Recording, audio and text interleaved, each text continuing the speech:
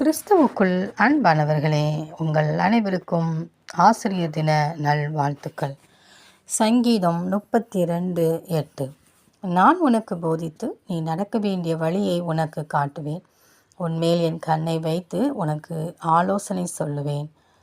பிரியமானவர்களே, நம் தேவனாகிய கர்த்தர் எல்லா ஆசிரியர்களுக்கும் மேலான ஆசிரியர். அவருடைய போதனை எப்பொழுதும் நாம் நடக்க வேண்டிய வழியை நமக்கு காட்டும். அவர் நம்மேல் கண்ணை வைத்து நமக்கு ஆலோசனை சொல்லுகிற கர்த்தராய் கடந்து வருகிறார்.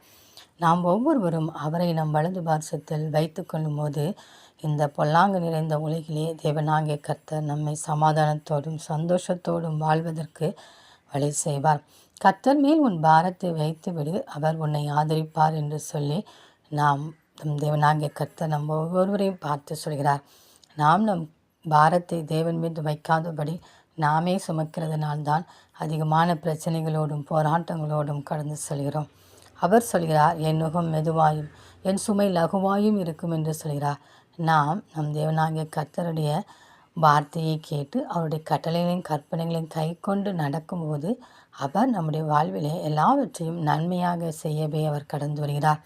நாம் அவருடைய பாதத்தில் காத்திருந்து அமர்ந்திருக்கும் போது அவரே தேவன் என்று நாம் அறிந்து கொள்ள கர்த்தர் நமக்கு உதவி செய்வார். எல்லாவித பிரச்சனைகளுக்கும் போராட்டங்களுக்கும் மத்தியிலே தேவனுடைய பாதத்தை நாம் தெரிந்து கொள்வோம். அவர் நம்மை போதித்து சரியாய் நடத்துவார். அவருடைய ஆலோசனை அத்தனை அருமையானது.